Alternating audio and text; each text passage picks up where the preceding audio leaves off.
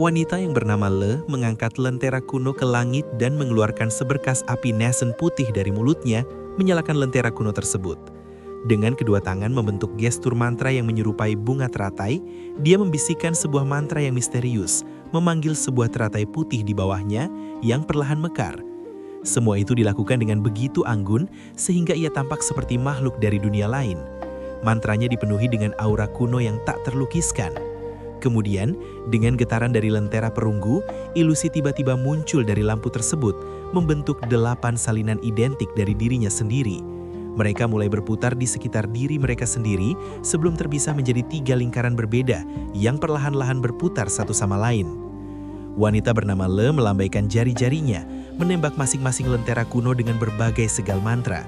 Cahaya Aether bersinar terang, menyebabkan 9 api melayang secara bersamaan dari lentera-lentera tersebut dan berkumpul di tengah, berubah menjadi api Aether sebesar kepala. Wanita itu kemudian meludahkan kabut esensi darah ke arah api Aether. Api tersebut melahapnya, membakar dengan lebih terang dan secara signifikan meningkatkan energinya.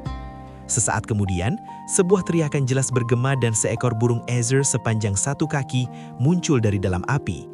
Burung merak yang megah itu tampak anggun, dengan bulu Aether yang panjang dan sepasang mata berwarna merah api yang menyerupai permata. Ia dengan angkuh melirik sekeliling dan menengok lehernya saat melihat wanita bernama Le di bawahnya. Ia mulai berbicara kepadanya dalam bahasa kuno. Setelah membungkuk dalam-dalam kepada burung tersebut 3 kali, ia membalasnya melalui transmisi suara. Lelaki tua yang keriput menyaksikan ini dengan ekspresi serius. Prajurit mantra Le berhenti berbicara dalam bahasa kuno dan membalikkan tangannya, mengeluarkan sebuah mutiara berwarna merah muda yang harum. Ketika burung merak azur melihat ini, ia menunjukkan ekspresi kegembiraan dan menyedotnya ke dalam mulutnya dalam kabut azur. Dengan suara retakan, sebuah cahaya bersinar di sekitar burung merak azur dan api azur berputar di sekelilingnya. Saat teriakan tajam melintasi udara, ia berubah menjadi burung raksasa api dan mengembangkan sayapnya, meliputi langit seluas 5 km dengan chi spiritual atribut api. Para kultivator dan prajurit mantra yang menggunakan teknik atribut api tiba-tiba merasakan kekuatan mereka melemah, yang membuat mereka terkejut. Chi api di udara mulai berkumpul seperti sungai menuju lautan dan mengalir ke dalam tubuh burung azur. Akibatnya, burung tersebut mulai mengembang, menyebabkan api azur di tubuhnya semakin bersinar terang. Semua kultivator dalam radius 5 km menghentikan gerakan mereka dan melihat burung api azur dengan terkejut. Suhu di sekitar mereka langsung meningkat. Bahkan di bawah perlindungan alat sihir, mereka merasakan seolah-olah berada di samping tungku api. Namun ketika para prajurit mantra melihat ini, mereka menunjukkan ekspresi kegembiraan. Itu adalah burung suci. Guru Agung Le telah memanggilnya. Kita akan menang. Beberapa prajurit mantra berteriak dengan suara keras. Segera, mereka mulai meluncurkan serangan gencar terhadap para kultivator dengan semangat yang tinggi. Lelaki tua keriput itu tersenyum saat melihat kekuatan burung suci. Ketika wanita berbaju hitam dari sekte Yin Loa melihat burung merak azur, ekspresi aneh melintas di wajahnya. Ia kemudian berkata, hanya burung suci pada tahap transformasi dewa yang mampu mengendalikan roh api dari langit dan bumi. Tak heran jika itu adalah senjata paling berharga milikmu. Burung sucimu mungkin kuat, tetapi saat muncul, itu hanya berada pada tahap awal Nation Soul, dan hanya mampu naik ke tahap akhir Nation Soul setelah menyerap semua chi roh api. Itu seharusnya hanya sebuah tiruan. Jika tidak, Mulan pasti tidak akan kehilangan begitu banyak tanah melawan suku Tuwu. Setelah melirik wanita berbaju hitam tersebut, lelaki tua keriput itu dengan tenang menjawab, Nona Le bukanlah sosok biasa. Walaupun tubuh asli burung suci tidak hadir, itu hanyalah masalah kecil. Kultivator tahap akhir Nation Soul adalah keberadaan yang tidak ada tandingannya. Lelaki tua keriput itu mengangguk. Benar, kemampuan untuk menyerap begitu banyak kekuatan spiritual duniawi adalah sesuatu yang hanya bisa dilakukan oleh makhluk pada tahap transformasi dewa. Namun, hanya dengan kemampuan ini saja sudah menempatkannya dalam posisi tak terkalahkan. Lelaki tua keriput itu tertawa kecil dan tidak menjawab. Adapun 7 lelaki tua berpakaian putih, begitu mereka menggunakan berbagai harta kuno mereka untuk menyerang para prajurit mantra, mereka melihat burung raksasa dalam matahari azur dan tertegun. Lelaki tua berpakaian abu-abu yang memimpin menunjukkan ekspresi suram dan berkata, "Tidak baik, binatang iblis itu bukan sesuatu yang bisa ditahan oleh kultivator biasa. Kita harus menghalanginya. Seorang lelaki tua lainnya menjawab dengan nada ceria. Lalu, apa yang kita tunggu? Mari kita gunakan 7 harta kebenaran besar untuk membunuh mereka. Burung iblis itu bukan makhluk dari dunia ini. Kita tidak boleh membiarkannya melepaskan mantra. Segera setelah itu, ia berubah menjadi sinar cahaya kuning dan terbang langsung menuju matahari azur. Ketika yang lainnya melihatnya, mereka segera mengikuti jejaknya. Adapun pemimpin mereka, lelaki tua berpakaian abu-abu, tampak ragu tetapi mengikuti mereka setelah menghela napas. Ketika 7 kultivator mendekati matahari azur, binatang suci Mulan telah selesai menyerap chi roh api di sekitarnya dan tubuhnya tumbuh lebih dari 80 meter tinggi. Ia melirik ke bawah kepada beberapa kultivator dengan ekspresi yang sepenuhnya bermusuhan. Dengan kilatan jahat di matanya, ia mengembangkan sayapnya dan meluncurkan hujan bola api azur sebesar kepalan tangan ke arah 7 orang tersebut.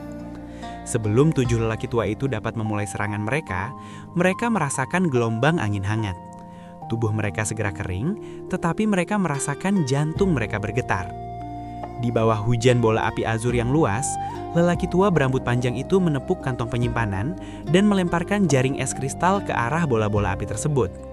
Dalam sekejap cahaya putih, semua bola api berhasil tertangkap olehnya. Ketika lelaki tua berambut panjang itu melihat ini, ia tersenyum, tetapi segera wajahnya memucat. Jaring es tersebut pecah hanya setelah sesaat, sepenuhnya larut oleh api azur yang dipegangnya. Dalam waktu itu, bola-bola api tersebut berubah menjadi tiang api dan meluncur ke arah para lelaki tua dengan momentum yang menggebu. Pergi! Lelaki tua yang memimpin dengan cepat mengeluarkan harta sihirnya sendiri, sebuah cermin kuno berwarna putih susu. Cermin itu meluncur keluar dan berputar sekali sebelum melepaskan penghalang putih yang menahan api azur. Namun, ketika yang lainnya melihat jaring es tersebut larut, mereka merasakan nafas mereka menjadi dingin. Mereka tahu bahwa alat sihir biasa tidak akan berguna melawan api azur. Segera gunakan formasi pengisolasi iblis, segel burung iblis itu, teriak lelaki tua yang memimpin. Ketika para kultivator lainnya mendengar ini, mereka segera memerintahkan harta kuno mereka. Sebuah klop merah, halberd kuning, medali, kuali kecil, kipas giok, dan sebuah tongkat meluncur ke langit, mengelilingi burung raksasa tersebut. Kemudian setelah serangkaian bunyi jernih, cermin kuno itu berubah menjadi pelangi, mengangkat penghalang pelangi yang tidak hanya menahan api azur, tetapi juga menjebak burung raksasa tersebut. Ketika burung azur melihat ini, matanya dipenuhi dengan kemarahan. Ia mencakar ke bawah, paruhnya dikelilingi oleh lapisan cahaya azur yang padat. Dalam sekejap, seorang lelaki tua tinggi tiba-tiba merasakan harta medali miliknya bergetar. Dengan ledakan besar, medali itu terhempas kembali dan terbang lurus ke arahnya. Dalam ketakutannya, ia segera menepuk medali itu dengan beberapa segel mantra untuk mencoba menghentikan momentum. Tetapi, medali itu hanya berhenti sejenak sebelum terus maju tanpa ampun ke arah lelaki tua itu. Namun, tepat saat akan menghantamnya, sebuah sosok tiba-tiba melesat di belakangnya dan meletakkan tangannya di bahunya, menuangkan sejumlah besar chi spiritual ke dalam tubuhnya. Segera gunakan tekniknya, aku akan meminjamkan kekuatanku padamu. Lelaki tua yang memimpin berbicara dengan suara dingin, membangkitkan semangat lelaki tua itu. Dalam satu napas, lelaki tua itu mengeluarkan 5 segel mantra dan menghentikan medali agar tidak mendekat. Keduanya tidak bisa menahan diri untuk menghela napas lega, merasa telah mengendalikan kembali medali tersebut. Saat ini terjadi, ketakutan memenuhi hati para lelaki tua lainnya. Mereka semakin waspada dan segera mengerahkan kekuatan tertinggi dari harta kuno mereka. Berbagai cahaya berwarna saling berinteraksi dan bergabung untuk memblokir serangan dari paruh burung besar yang dilapisi cahaya. Tidak jauh dari sana, prajurit Mantrale mengamati pemandangan tersebut dan menoleh untuk melihat lentera kuno. Setelah sejenak ragu, ia tetap diam. Hingga minak lentera terbakar sempurnanya, ia harus menjaganya dan tidak bisa menghilangkan para kultivator yang menyerang burung suci.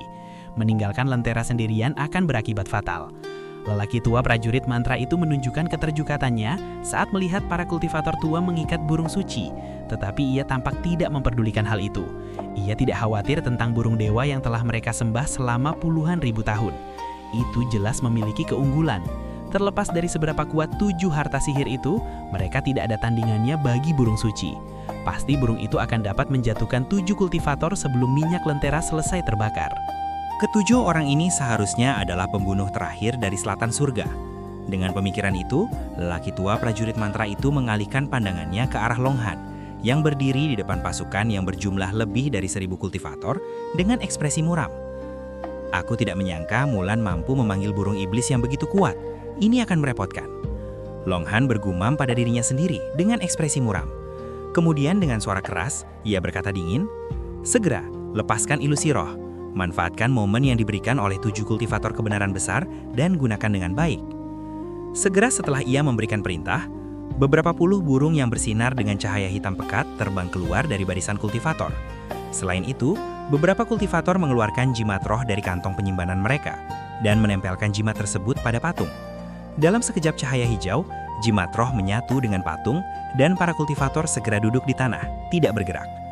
Sesaat kemudian, mata burung hantu hitam itu bersinar dengan cahaya biru yang mencekam, dan mereka mengulurkan cakar mereka sebanyak mungkin sebelum terbang turun ke arah prajurit mantra di bawah. Adapun para kultivator yang menempelkan jimat pada patung, kepala mereka mulai bergulir seolah-olah mereka tertidur. Ketika lelaki tua keriput melihat ini, seberkas ejekan muncul di wajahnya. Ia berbalik kepada wanita berbaju hitam dan dengan sopan berkata, "Waktunya telah tiba bagi Yang Mulia untuk memberikan pukulan fatal kepada mereka. Nona Lu, lepaskan mayat berarmor tembaga milikmu. Kita bisa meraih kemenangan sekarang." Kepuasan muncul di wajah lelaki tua keriput itu. Mata wanita berbaju hitam itu berkilau sejenak sebelum ia dengan tenang berkata, "Saudara Zhu, jangan terburu-buru. Mari kita tunggu sebentar lagi. Sebagian besar mayat berarmor tembaga dari sekte saya memiliki kultivasi pendirian dasar. Selama kita menunggu sampai para kultivator selatan surga kehabisan tenaga, mayat-mayat itu akan mampu mengalahkan mereka." Setelah merenung sejenak, ia ragu sebelum mengangguk. "Ini, baiklah. Selama kau tidak berubah pikiran, kita bisa menunggu sedikit lebih lama." Ia merasa kata-katanya sedikit masuk akal. Saat itu, Han Li merasa sangat kesal. Ini disebabkan oleh 2 harimau surgawi yang licik. Mereka terus mengikutinya, tetapi tidak berani menghadapi Han Li dalam pertarungan 1 lawan 1. Mereka hanya mengganggunya dari jarak dekat. Tak lama setelah itu, ia dengan sengaja meninggalkan celah dan berhasil memancing salah satu binatang itu untuk menyerangnya. Sebagai hasil dari balasan yang sengit, Han Li memotong salah satu cakar binatang iblis itu menjadi 2. Tetapi setelah itu, kedua binatang iblis tersebut beralih untuk terus menyerangnya dari jarak jauh menggunakan bola cahaya. Namun setiap kali Han Li mencoba untuk menghindari mereka dengan sayap badai petir, kedua binatang iblis itu segera mengejarnya dan terus mengganggunya tanpa henti. Adapun alasan lain suasana hatinya suram adalah sosok duplikat bercahaya biru. Sosok itu tampaknya terbentuk dari ki roh kayu murni dan tidak dapat terluka oleh pedang bambu petir. Tak peduli seberapa banyak ki pedang yang menghantam tubuhnya, itu akan menyebar dan menjadi satu dengan dirinya. Ini adalah pertama kalinya Han Li menghadapi situasi seperti ini. Itu benar-benar membuka matanya. Ketika Han Li melihat ini, ia menggunakan api es surgawi untuk menyerang. Tetapi ia tidak menduga bahwa sosok duplikat biru itu akan memuntahkan sebuah mangkuk biru yang mampu menyerap api tersebut. Ini menyebabkan getaran dingin menjalar ke punggung Han Li.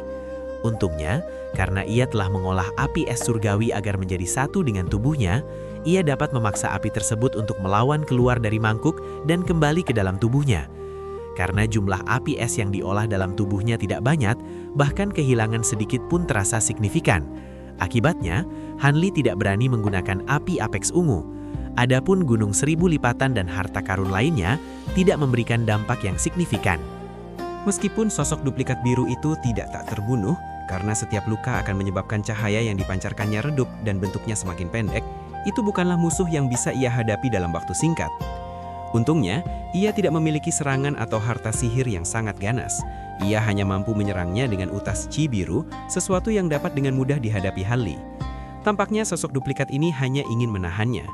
Adapun wanita berbaju merah, Feng Bing, meskipun berada di puncak tahap Nascent Soul menengah, kekuatannya masih sangat kurang saat melawan pejuang sihir tahap Nascent Soul akhir. Ia menggunakan teknik dan kemampuannya sebaik mungkin, tetapi ia masih tidak dapat menandinginya. Guru Dewa keempat sesekali melirik ke arah Han Li, membuatnya merasa sangat gelisah seolah ada jarum yang menusuk punggungnya. Saat itu 7 besar kultivator kebenaran hanya dapat bertahan dari serangan burung suci Mulan dengan susah payah. Hati Han Li tertegun melihatnya. Saat ini satu-satunya harapan mereka untuk meraih kemenangan adalah membebaskan para kultivator yang terperangkap oleh penghalang darah. Jika tidak, mereka tidak akan memiliki kesempatan untuk mendapatkan kembali momentum dan akan terpaksa mundur dalam kekalahan besar. Setelah sejenak berpikir, Hanli mengambil keputusan, tidak mau membiarkan kebunduan ini berlanjut. Ia segera melepaskan beberapa jejak pedang untuk mendorong harimau surgawi menjauh untuk sesaat. Ia kemudian menepuk kantong penyimpanannya dan mengeluarkan sebuah kotak kayu yang disegel dengan jimat di sekelilingnya. Ketika sosok duplikat melihat ini, ia berteriak dengan terkejut dan segera menyerang Hanli dengan serangan utas roh kayu. Figur Hanli menjadi samar. Dengan perintah cepat, tubuhnya bersinar dengan cahaya pedang dan memotong utas yang menyerang. Cahaya biru kemudian menyala dari kotak kayu dan segel-segel jimat dilepaskan. Sebuah kilau merah melesat keluar dari kotak dan berputar sekali di telapak tangan Hanli. Itu adalah jimat penaklukan roh.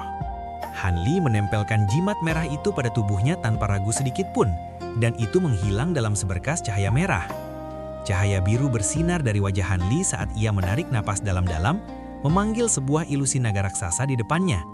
Naga itu lebih dari 30 meter besar dan memiliki tubuh berwarna merah, tampak persis sama dengan naga beracun tingkat 8. Naga itu melingkar di atas Hanli sebelum mengeluarkan raungan yang mengguncang langit, menggetarkan hati semua kultivator di dekatnya, sementara sejenak menghentikan pertempuran dari kejutannya. Ketika Tianzhong melihat ini, ia mengerutkan dahi dan ekspresi serius muncul di wajahnya. Adapun Feng Bing, matanya berkilau seolah menantikan penampilannya. Setelah meraung, naga itu meluncur ke langit dan bentuknya segera menyusut, sebelum menyelam ke dalam tubuh Hanli tanpa jejak. Saat itu Hanli merasakan gelombang panas yang membara di dalam tubuhnya saat gambar kecil naga banjir terbakar ke punggungnya, bersinar dengan cahaya merah. Saat itu cahaya merah berdenyut dari tubuh Hanli saat sisik merah seukuran kuku mulai muncul satu persatu, berkilau dengan cahaya. Kemudian dengan rasa sakit tajam di kepalanya, sebuah tanduk naga yang indah dan terang muncul dengan 10 titik tajam. Ini, ketika Hanli merasakan chi spiritual yang menakjubkan memancar dari tubuhnya, ia merasa kagum. Meskipun jimat penaklukan roh telah menyebutkan efeknya sedikit, yang mampu mengolah kultivasi jiwa iblis dan membawanya ke dalam tubuh seseorang untuk secara besar-besaran meningkatkan kultivasi, tetapi tidak pernah menyebutkan bahwa pengguna akan memiliki tubuh yang menjadi semi-demon. Tentu saja jenis transformasi demon ini jauh lebih lemah daripada teknik penggabungan roh. Setidaknya ia tidak tumbuh taring dan ekor naga banjir. Sebaliknya, itu sangat mirip dengan seni iblis pembawa surga Manhuzi. Hanli menghela napas dan dengan lembut mengusap tanduknya tanpa mengucapkan sepatah kata pun. Tentu saja, Hanli tidak tahu bahwa pencipta jimat ini telah menciptakan jimat tersebut untuk menutupi kekurangan teknik penggabungan roh. Tidak hanya pengguna sekarang dapat mempertahankan kesadaran aslinya, tetapi mereka juga tidak akan menguras vitalitas mereka dan menyebabkan kerusakan pada masa hidup mereka. Satu-satunya kekurangan adalah bahwa itu sangat sulit untuk dibuat. Di dunia ini, sebagian besar kultivator bahkan tidak akan memiliki kesempatan untuk melihat binatang iblis tingkat 8, apalagi mendapatkan jiwa iblis tingkat 8. Selain itu, jiwa iblis yang terwujud harus diolah. Jika tidak, itu akan membawa kerugian. Meskipun jiwa iblis tingkat rendah juga dapat diolah menjadi jimat penaklukan roh, chi iblis dari jiwa mereka tidak terlalu murni. Setelah diubah menjadi jimat, itu akan menunjukkan efek yang sama seperti teknik penggabungan roh, sehingga sangat ditekankan bahwa hanya jiwa iblis tingkat 8 ke atas yang dapat digunakan untuk mengolah jimat penaklukan roh. Meskipun Hanli agak terkejut, ia merasakan bahwa kultivasinya tiba-tiba naik ke puncak tahap awal Nascent Soul. Efek jimat itu benar-benar efektif. Selain itu, kedua harimau surgawi merasa tidak nyaman dengan aura naga yang dipancarkan tubuh Hanli. Namun setelah sosok duplikat biru itu berteriak kepada mereka, kedua harimau surgawi kembali tenang. Hanli tersenyum dingin dan mengembangkan sayap badai petir, muncul kembali 30 meter jauhnya dalam sebuah lingkaran petir. Ketika kedua harimau surgawi melihat ini, mereka segera mengejarnya dalam seberkas cahaya biru. Tak lama kemudian, mereka mengejar Hanli dengan dekat dan meluncurkan beberapa bola cahaya ke arahnya secara berturut-turut. Sebuah kilau dingin berkilau dari matanya dan petir mengguntur dari sayapnya sekali lagi. Ia tiba-tiba menghilang sejenak sebelum muncul kembali di belakang binatang iblis itu. Saat itu binatang iblis lainnya memuntahkan serangan bola cahaya. Ia bermaksud memaksa Hanli untuk memblokir serangan itu dan memberi kesempatan kepada rekannya untuk melarikan diri. Tetapi, dengan peningkatan kultivasinya, Hanli tidak lagi merasa perlu untuk mengendalikan cahaya pedang. Dengan cahaya merah biru bersinar dari tubuhnya, ia mengambil resiko untuk memblokir serangan dengan chi spiritual tubuhnya. Kemudian, dalam sekejap, ia mengulurkan tangannya. mengayunkannya dalam seberkas biru dengan kecepatan dan momentum yang luar biasa. Dalam keterkejutannya, harimau surgawi itu tidak mampu menggunakan gerakan seketika.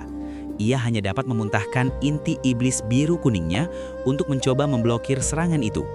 Ketika sosok ganda biru melihat ini, ia terbang maju dengan cemas dan mengulurkan tangannya, melepaskan serangan utas biru yang padat ke arah Hanli. Dalam deretan guntur yang besar, bola-bola cahaya meledak saat bertabrakan dengan tubuh Hanli. Tetapi, itu hanya membuat tubuhnya goyang dan tidak mengalami kerusakan sedikit pun. Sebaliknya, sayap pedangnya yang penuh tenaga tidak hanya memotong inti iblis menjadi dua, tetapi juga harimau surgawi itu. Tanpa gerakan seketika, binatang itu tidak dapat dihadapi Hanli. Saat itu, serangan sosok duplikat biru telah melilit Hanli, tetapi cahaya merah berkilau dari tubuhnya, mengubah utas biru menjadi hitam dan menyebabkan mereka memudar. Racun naga! Hanli merasa senang. Ia hanya memblokir utas biru dengan cahaya roh tubuhnya dan berhasil dengan mudah melarutkannya. Ia tidak menggunakan teknik apapun. Sosok duplikat biru itu menunjukkan ketakutan saat melihatnya. Sebuah jeritan kesakitan menggema di udara. Ketika harimau surgawi yang tersisa melihat rekannya dibunuh, ia dipenuhi dengan kemarahan yang menggebu-gebu. Dalam seberkas cahaya biru, ia langsung teleportasi ke sisi Hanli dan mengayunkan cakar panjangnya yang diselimuti cahaya, seolah-olah telah kehilangan akal karena kemarahan. Hanli tetap tak berekspresi dan mengangkat cakar yang tertutup sisik. Cahaya merah bersinar di sekelilingnya dan langsung bertemu dengan cakar harimau surgawi. Bam! Cakar Hanli mampu dengan mudah menangkis serangan harimau surgawi, dan dalam sekejap, ia dengan mudah menusuk tubuh harimau surgawi dengan lengan lainnya. Ia mengeluarkan inti iblis biru kuning dalam cengkramannya, dan mayat harimau surgawi itu jatuh ke tanah. Dengan peningkatan kultivasi dari jimat penaklukan roh, Hanli mampu membunuh kedua binatang itu berturut-turut dalam hitungan detik. Tindakan kekuatan ini membuat sosok duplikat biru ragu-ragu dan melepaskan Hanli dari pengejaran lebih lanjut. Kemudian dalam sekejap, Hanli menghadapi sosok duplikat biru dan mengamatinya dengan dingin. Saat ini, Tianzong jelas melihat hal ini, membuatnya sangat marah. Ia memerintahkan roda pelanginya untuk menyerang wanita cantik itu dengan ganas, sebelum ia menghilang, meninggalkan pertempuran dan terbang langsung menuju Hanli. Tetapi tepat saat ini, sebuah ledakan teredam terdengar dan penghalang merah yang berada di dekatnya tiba-tiba pecah. Kabut glasial dengan gila-gilanya mengalir keluar dari celah tersebut. Sebuah jejak perak melesat keluar di tengahnya dan berputar sekali di udara sebelum berhenti dekat Hanli. Cahaya memudar dan mengungkapkan seorang wanita berpakaian putih yang cantik. Dia adalah wanita bernama Bai, yang tampaknya memiliki masa lalu dengan Master Ziyang. Saat dia melirik ke sekeliling dengan ekspresi datar, matanya tertuju pada Hanli dan Feng Bing, menyebabkan ekspresinya berubah. Kedatangan tiba-tiba wanita ini membuat Tianzong secara tidak sadar terhenti di udara dan ekspresinya bergetar. Ketika Feng Bing melihat kultivator Bai keluar dari penghalang darah, dia berteriak dengan semangat membara. "Rekan Dawis Bai, kau datang di waktu yang tepat. Ini adalah guru Dewa Mulan keempat. Cepat bantu aku menahannya agar rekan Dawis Han bisa membebaskan yang lainnya." Wanita bernama Bai melirik Tianzong dengan dingin dan dengan nada jahat berkata, "Guru Dewa keempat, jadi kau juga terlibat dalam trik ini. Aku tidak menyangka bahwa selain pemuda itu, akan ada orang lain yang mampu menembus penghalang darah ini. Sepertinya sekte Inlora tidak dapat diandalkan." Tianzong tidak menjawab pertanyaan kultivator Bai dan malah bergumam pada dirinya sendiri. "Kau mencari mati." Melihat dirinya diabaikan, wajah kultivator Bai memucat karena marah. Dia membentuk segel mantra dengan tangannya dan mengumpulkan kabut putih yang luas dan bersinar, meluncurkannya ke arah guru dewa dengan momentum yang mengesankan. Ketika Feng Bing melihat ini, dia menunjuk ke Fire Spirit Bottle dan melancarkan serangan dari sisi lain. Hanli tidak ragu lagi dan menyebarkan sayapnya sekali lagi, muncul di dekat penghalang darah lainnya. Meskipun dia merasa yakin bisa membunuh dulikat biru itu dengan kekuatan jimat pengendali roh, lebih penting untuk membebaskan para kultivator demi perang. Dengan penghalang darah di depannya, Hanli memanggil bola petir ke tangannya dengan sekali ayunan. Berhati-hatilah Tuan. Tepat saat Hanli hendak melemparkan bola petir itu, dia tiba-tiba mendengar suara Silver Moon dari belakang pikirannya. Jantung Hanli bergetar, dan dia segera melemparkan bola petir itu menghantam penghalang darah dengan kilatan cahaya biru yang ganas. Namun, pada saat yang sama, sebuah bola api biru seukuran kepala bergerak untuk menghalanginya. Dengan ekspresi terkejut, dia melihat bola api itu dengan cepat menghantam bola petir.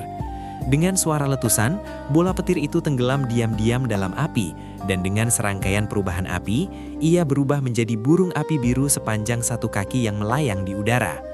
Hanli mengenakan ekspresi serius melihat hal ini, dan membentuk sebuah mantra tangan, meledakkan bola petir di dalam tubuh burung api. Namun, tubuh burung itu hanya bergoyang dari ledakan dan tidak mengalami kerusakan yang berarti. Ia hanya menatap Hanli dengan tubuh yang sedikit membengkak. Ketika Hanli melihat ini, dia sangat terkejut dan melihat ke atas untuk melihat serangkaian bola api biru mendekatinya dari arah burung suci Mulan. Ketika mereka mendekati penghalang merah, mereka berubah menjadi burung api biru dalam sekejap mata dan masing-masing mulai mengelilingi penghalang darah. Saat itu, Hanli menyadari bahwa burung-burung api itu kemungkinan terkait dengan burung suci. Tidak heran jika bola petir itu memperkuat mereka karena mereka terbentuk dari api lentera sejak awal. Tidak jauh dari burung suci, Guru Agung Le dengan dingin menatap Hanli. Tatapan mereka bertemu. Sekarang menyadari bahwa burung suci itu berhubungan dengannya, dia menjadi marah. Namun ketika Hanli melihat 9 lentera kuno yang mengapung di sampingnya, Hanli tidak bisa menahan untuk menyipitkan matanya, merenung sambil menatap api yang menyala. Adapun burung-burung api biru, mereka tidak memiliki niat untuk menyerang, hanya berputar di sekitar penghalang darah. Saat itu, Silver Moon muncul di sisi Hanli dalam kilatan cahaya putih. Dengan nada menyesal, Silver Moon berkata, "Tuan, mohon maafkan aku karena tidak berguna selama pertarunganmu sebelumnya. Harimau surgawi itu terlalu cerdas. Aku pasti akan ditemukan jika aku mendekati mereka terlalu dekat." "Cukup, kau telah melakukan yang terbaik." Hanli menggelengkan kepala dan dengan tenang berkata, "Namun kau harus mengambil 2 bola petir ini. Lihat apakah kau bisa menyelinap melewati mereka dan menyelamatkan para kultivator lainnya. Gunakan keduanya dan lihat apakah kau bisa membebaskan 1 saja." Silver Moon menerima 2 bola petir itu dan dengan hormat berkata, "Hamba akan melakukan yang terbaik." Dia kemudian menghilang dalam kilasan cahaya putih. Hanli kemudian berbalik dan melirik ke arah Tianzong. Api merah dan kabut putih yang dingin saling berjalin, sementara cahaya pelangi sesekali berkilau dari dalamnya. Saat ini, sulit untuk mengatakan siapa yang unggul. Adapun duplikat biru itu telah menghilang pada waktu yang tidak diketahui. Tidak jelas apakah sedang bertarung di tempat lain atau Tianzong telah menariknya kembali, lega karena burung suci telah membantunya. Hanli menggelengkan kepala dan kemudian menatap puluhan burung api biru dengan intensitas yang ganas. Cahaya merah biru bersinar dari tubuhnya. Dia mengangkat kedua tangannya dan memanggil perisai cahaya biru. Setelah itu, dia membentuk sebuah mantra tangan dan memperbesar perisai, menghalangi depannya sambil memanggil bola petir lainnya dengan balik tangannya. Kemudian dengan guntur menggelegar dari belakangnya, Hanli mengaburkan dirinya dan muncul kembali 40 meter di udara. Belum sempat melemparkan bola petir di tangannya, burung-burung api di sekelilingnya melesat ke arahnya. Dalam sekejap mata, selubung api biru muncul di udara, membenamkan Hanli di dalamnya. Saat itu, Long Han mengalihkan pandangannya dari Hanli. Dia awalnya berharap bahwa Hanli cukup untuk membebaskan para kultivator yang terjebak dan mendapatkan kembali momentum dalam pertempuran. Tapi ketika dia melihat burung suci melepaskan beberapa burung api ke arah Hanli, dia menjadi muram dan tahu bahwa peluang mereka tidak baik. Dia kemudian mengalihkan pandangannya ke para pejuang mantra di kejauhan dan melihat bahwa meskipun 7 kultivator jalan kebenaran berhasil menahan api setan biru dari burung suci Mulan, mereka jelas tidak akan bertahan lebih lama.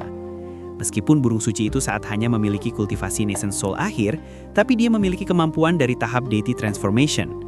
Lepaskan iblis Yin Yang, katakan kepada mereka untuk tidak sibuk membunuh dan suruh mereka menghadapi api kuno. Dengan suara mendung, Long Han mengeluarkan kartu terakhir yang dia sembunyikan.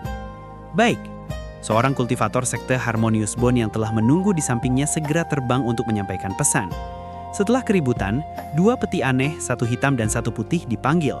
16 murid pria dan wanita dari sekte Harmonious Bond duduk mengelilingi kedua peti tersebut dan mulai melafalkan mantra dan segel, menyerang peti dengan berbagai segel mantra dan memulai proses pelepasan segel peti. Saat mantra terus berlanjut, jimat di atas peti hitam putih mulai bergetar dan peti itu bergetar seolah-olah anggota tubuh mengetuk kayu dari dalam. Ketika Long Han mendengar ini, dia tidak bisa menahan untuk mengangkat alisnya. Dia telah mendengar cukup banyak tentang iblis Yin Yang dari sekte Harmonious Bond.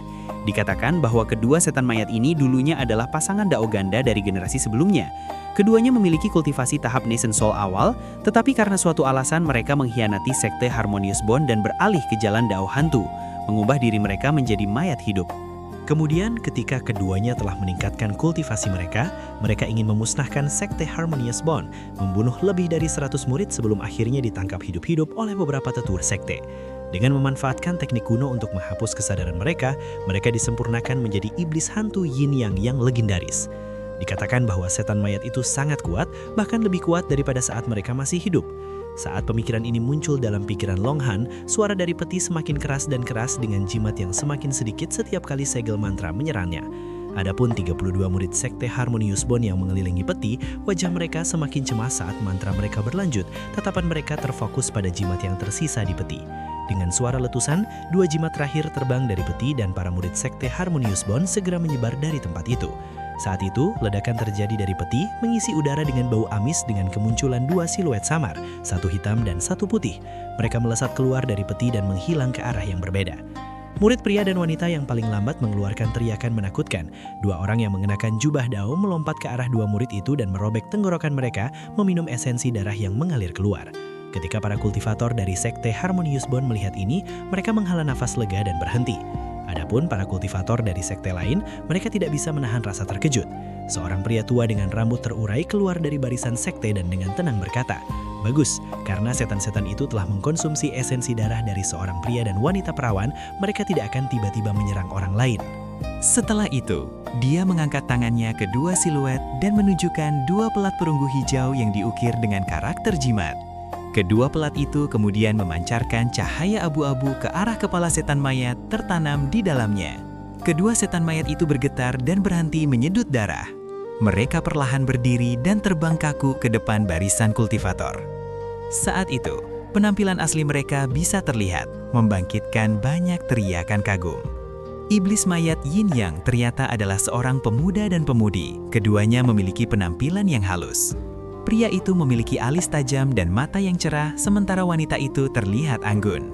Namun, kontras dengan fitur hidup mereka, mata mereka sepenuhnya tidak bernyawa. Seandainya bukan karena darah yang masih menetes dari sudut mulut mereka, mereka akan tampak sebagai pasangan dao ganda biasa.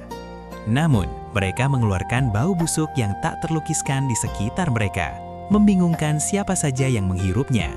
Pria tua dengan rambut terurai itu menuangkan kekuatan spiritual ke dalam pelat perunggu, dan tiba-tiba cahaya abu-abu mulai menyelimuti kedua setan mayat itu. Mereka tetap diam dan tenang saat pria tua itu dengan cepat melafalkan mantra. Pelat perunggu di tangannya perlahan melayang di udara. Tiba-tiba, pria tua itu memukul pelat perunggu dengan 2 segel mantra, menyebabkan kedua pelat perunggu memancarkan sinar setebal jari ke arah dahi keduanya. Cahaya yang cerah tiba-tiba bersinar dari mata kedua setan mayat itu. Pria tua dengan rambut terurai menyimpan pelat perunggu dan menunjuk ke burung biru raksasa memerintahkan, "Pergi." Setan Yin Yang mengalihkan pandangan mereka dan tiba-tiba berdiri berdampingan sebelum berubah menjadi hembusan angin hijau, meninggalkan bau busuk di belakang mereka. Tampaknya mereka menuju arah burung suci Mulan. Para kultivator langsung menghela napas lega. Mereka merasa lebih percaya diri dengan monster penghisap darah ini di depan mereka. Angin hijau dari setan mayat itu tampak bergerak lambat, tetapi sebenarnya sangat cepat. Dalam sekejap mata, mereka sudah menempuh setengah jalan dan perlahan-lahan menghilang dari pandangan. Yang lainnya memandang ini dengan kagum dan tak bisa menahan diri untuk tidak mengalihkan pandangan mereka kepada lelaki tua berambut acak-acakan yang mengendalikan kedua mayat itu. Dia tampak sepenuhnya tenang, sangat melegakan banyak kultivator yang mengamatinya. Di sisi pejuang mantra di medan perang, burung azur raksasa dengan tenang melepaskan api demon untuk menekan para kultivator 7 kebenaran agung dengan ketat. Dengan memanfaatkan chi spiritual dunia, burung itu dapat dengan mudah mengumpulkan semua kekuatan roh api dalam radius 5 km ke dalam tubuhnya. Dengan mudah mengubahnya menjadi nyala api azur tanpa perlu mengonsumsi kekuatan spiritual dari tubuhnya. Selain itu, seiring berjalannya waktu, burung itu dapat menarik lebih banyak kekuatan roh api. Inilah perbedaan antara tahap transformasi dewa dan yang lebih rendah. Inilah sebabnya mengapa setiap kali seorang kultivator tahap transformasi dewa muncul di selatan surgawi, mereka dapat melibas seluruh benua tanpa rasa takut. Sejak awal, para kultivator 7 kebenaran agung hanya mampu mengikat makhluk itu dengan kekuatan harta sihir mereka. Namun seiring waktu berlalu, bukan hanya formasi pengasingan iblis yang hancur, tetapi juga api yang meluap yang terjebak telah melarikan diri. Saat ini mereka telah mengerahkan seluruh kekuatan mereka untuk mempertahankan hidup mereka sendiri. Saat itulah burung demon berhenti mengeluarkan api dan dengan bingung melihat sekeliling seolah merasakan sesuatu yang aneh.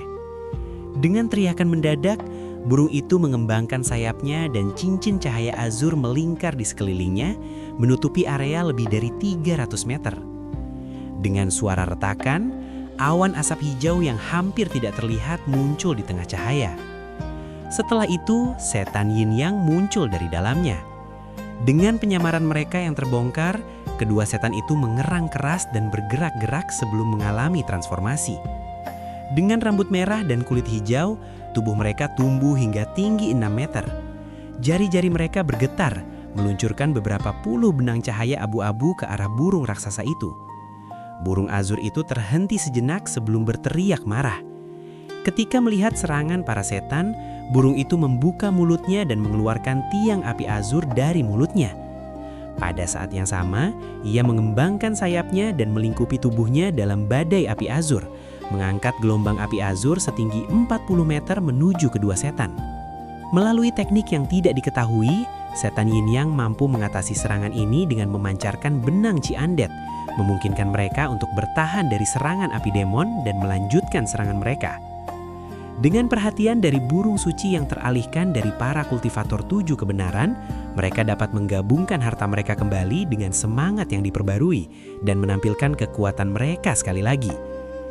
Tepat saat kedua setan mayat dan para kultivator 7 kebenaran berurusan dengan burung suci Maulan, kedua setan itu tiba-tiba menyala dengan cahaya abu-abu dan melesat di belakang burung raksasa, melewati lautan api dan langsung menuju lampu-lampu kuno yang tidak jauh dari situ. Ketika pejuang mantra Le melihat ini, dia dengan tenang memukul salah satu lampu dengan segel mantra, tiba-tiba menggerakkan lampu-lampu tersebut untuk mengeluarkan bara api. Dalam sekejap, 9 bara mulai berputar satu sama lain sebelum tiba-tiba berubah menjadi 9 burung api azur. Mereka mengembangkan sayap dan menghadapi serangan kedua setan. Kedua setan itu menyambut mereka dalam pertunjukan yang sengit. Ci mayat abu-abu melayang dari mulut mereka. Jari-jari mereka berubah menjadi cakar sebelum merobek burung-burung api itu menjadi berkeping-keping. Cakar mereka berdenyut dengan cahaya abu-abu. Tetapi dalam momen keterlambatan itu, burung raksasa tiba-tiba menoleh ke arah kedua setan dan mengeluarkan awan azur besar dari mulutnya, menyapu mereka ke dalamnya. Dalam sekejap, setan Yin Yang terperangkap di dalam lautan api lainnya. Ketika para kultivator 7 kebenaran melihat ini, hati mereka terjatuh. Pada saat itu, pejuang mantra tua keriput melihat ini dari kejauhan dan tersenyum sebelum berbicara kepada wanita berbaju hitam. Wanita itu kemudian mengalihkan pandangannya ke medan perang dan mengangguk, menyadari bahwa baik pejuang mantra maupun kultivator tampak sama-sama kelelahan. Bibirnya bergerak, memberikan perintah. Sekelompok pria berbaju hitam terbang keluar dari perkemahan pejuang mantra, disusun dalam satu baris. Masing-masing dari mereka membawa 7 kantong yang membesar di pinggang mereka. Dengan ini, wanita berbaju hitam membuka mulutnya dan meludahkan sebuah bendera kecil yang indah. Bendera itu hanya berukuran 2 inci dan bersinar dengan cahaya hitam samar. Tetapi saat melintas di udara, bendera itu mengembang hingga ukuran 3 meter. Wanita itu dengan dingin menunjuk ke harta itu, dan segera bendera hitam bergetar dan bersinar dengan cahaya hitam saat melesat melintasi langit, menghilang dari pandangan dalam sekejap. Beberapa saat kemudian, seluruh medan perang diliputi oleh angin gelap saat awan hitam mulai menutupi langit, menyebarkan kegelapan di seluruh medan perang. Ketika para kultivator yang sedang bertempur melihat ini, mereka tidak bisa menahan untuk melihat ke atas dengan cemas. Dengan langit yang gelap, para pria berbaju hitam melemparkan kantong penyimpanan dari pinggang mereka. Doa meninggalkan bibir mereka. Kabut hitam yang padat dan angin menyeramkan menyembur keluar dari kantong-kantong tersebut. Dalam sekejap, tanah tertutup kabut hitam dengan siluet samar yang muncul dari dalamnya. Sisik-sisik berkilau dari mereka, seolah-olah mereka adalah pasukan bersenjata. Pemandangan yang menakjubkan ini membuat para kultivator yang menyaksikannya merasa ketakutan. Longhan terutama mengernyit tegang sambil menghela napas dalam hati. Segera, kantong-kantong selesai mengeluarkan kabut dengan tentara yang perlahan-lahan muncul dari dalamnya. Penampilan sebenarnya dari siluet itu akhirnya menjadi jelas. Mereka adalah mayat tanpa daging yang dilengkapi dengan pelindung tembaga. Meskipun mayat-mayat yang disempurnakan ini goyang saat mereka berjalan, dengan pelindung mereka berbunyi, setiap mayat ini memiliki mata yang bersinar dengan cahaya hijau, taring yang terlihat, dan tingkat kultivasi di tahap pendirian fondasi. Bahkan ada 3 lord mayat yang lebih besar yang memiliki kultivasi pembentukan inti, dengan mata mereka yang bergerak menunjukkan kecerdasan yang lebih dalam. Seorang kultivator dari belakang Longhan berteriak dengan cemas, "Mayat berpelindung tembaga, bagaimana bisa ada begitu banyak dari mereka? Ada ribuan." Longhan menjawab dengan dingin, "Tidak ada yang perlu dikhawatirkan. Dengan sekte iblis dari Kekaisaran Jin membantu mereka, mayat-mayat bersenjata ini bukanlah hal yang mengejutkan. Jika ini adalah awal pertempuran, kita tidak perlu takut. Tetapi sekarang setelah kita kelelahan dengan para pejuang mantra, mayat berpelindung tembaga pasti akan mengalahkan kita. Yang bisa kita lakukan hanyalah maju dan menghadapinya." Ketika yang lainnya mendengar ini, mereka saling memandang dan tersenyum pahit. Bahkan jika mereka meninggalkan pos mereka dan menyerang, pejuang mantra akan menghabiskan cadangan mereka juga. Pertempuran sudah pasti akan hilang. Adapun 3 kultivator agung selatan surgawi dan para guru Dewa Mulan, pertempuran belum berakhir. Suara pertempuran mereka masih bisa terdengar dari atas. Dalam pertempuran sengit ini tidak diketahui pihak mana yang unggul. Mereka tidak bisa diandalkan. Tepat saat Longhan dan para kultivator lainnya menemukan diri mereka dalam momen putus asa dan bersiap untuk bertarung, mereka tiba-tiba mendengar teriakan meledak dari kejauhan. Cahaya perak bersinar di seluruh medan perang ketika seekor makhluk raksasa muncul di tengah cahaya. Seekor kera setinggi 70 meter dengan rambut sehitam tinta, bulu setajam anak panah, mata menyala seperti api merah, dan hidung yang berbentuk mengerikan. Ketika kera raksasa itu muncul, ia menoleh untuk melihat mayat berpelindung tembaga di bawah. Ia memukulkan dadanya sebelum mengeluarkan raungan gembira dan memukul-mukulkan anggota tubuhnya ke tanah, berlari menuju sekelompok mayat berpelindung tembaga yang tidak jauh dari situ. Ketika mayat berpelindung tembaga melihat kera raksasa itu semakin dekat, mereka masing-masing terbang ke udara tanpa peringatan dan mengeluarkan benang ki hitam, membungkus kera itu dalam awan hitam besar. Meskipun mayat-mayat yang disempurnakan tidak memiliki kultivasi yang sangat tinggi, ketika begitu banyak dari mereka secara bersamaan mengeluarkan ki undead, bahkan seorang kultivator jiwa yang baru lahir pun tidak berani menerima serangan itu. Namun kera raksasa itu tidak memiliki niat untuk menghindar. Sebaliknya, ia mendengus pada ki hitam tersebut dan mengeluarkan sinar cahaya kuning yang padat dari setiap lubang hidungnya, berubah menjadi awan kuning yang menyapu kabut hitam dengan kecepatan kilat. Ia dengan cepat menyerapnya sebelum kembali ke mulut kera raksasa itu. Karena mayat-mayat yang disempurnakan memiliki sedikit kecerdasan, mereka tetap diam saat ini terjadi. Memanfaatkan situasi ini, kera raksasa itu terus mendengus dan kabut kuning surut, menyerap benang-benang ki hitam ke dalam lipatannya. Ki mayat dari mayat-mayat yang disempurnakan menghilang, dan masing-masing jatuh ke tanah, kembali menjadi mayat biasa. Adapun awan ki abu-abu di udara, mereka perlahan-lahan menyebar. Beberapa saat kemudian, beberapa ratus mayat yang disempurnakan telah disapu bersih oleh kera raksasa itu. Ia kemudian menjilati bibirnya dan menatap mayat-mayat yang lain dengan sedikit keinginan. Mayat-mayat yang disempurnakan biasa tidak tahu rasa takut dan tetap diam di samping. Namun, ketiga lord mayat tahap pembentukan inti menjadi gelisah saat melihatnya, dan mata mereka menunjukkan sedikit ketakutan dan keraguan. Kedua pasukan terpesona oleh kemampuan yang ditunjukkan oleh kera raksasa itu. Wanita berbaju hitam itu sangat terkejut. Dia memberikan sepatah kata cepat kepada laki tua keriput sebelum secara pribadi melesat menuju kera raksasa itu dalam seberkas cahaya kuning. Ketika dia melihat kera raksasa itu membuka mulutnya dan hampir melepaskan cahaya kuning, dia dengan panik melambaikan tangannya, membentuk bilah cahaya ungu sepanjang 10 meter yang menebas ke arah kera raksasa itu.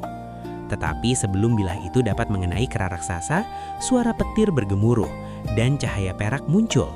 Seorang pemuda berbaju azur tiba-tiba muncul di bahu kera raksasa itu, dan dia juga melambaikan tangannya, memanggil perisai cahaya biru di depannya. Dengan suara keras, cahaya biru dan ungu saling bertabrakan. Dalam sekejap, perisai biru dan bilah ungu terlempar satu sama lain. Pemuda berbaju azur itu terhuyung, wajahnya terkejut. Pemuda itu memandang wanita berbaju hitam dan dengan acuh tak acuh bertanya, "Seorang kultivator iblis?" Dia kemudian memutar tangannya memanggil busur petir berukuran bervariasi di sekelilingnya. Mereka melompat di seluruh tubuhnya, memancarkan cahaya emas yang menyilaukan. Hanli telah muncul. Sekian spoiler Donghua, A Record of a Mortal Journey to Immortality, episode 210. Terima kasih banyak sudah menonton video ini sampai akhir. Fellow Daoist, perjalanan menuju puncak langit masih panjang. Jangan sampai tertinggal di dunia fana. Klik tombol subscribe dan aktifkan lonceng notifikasinya agar kalian selalu dapat kiriman energi Chi terbaru dari channel Gravity. Sampai jumpa di ranah berikutnya.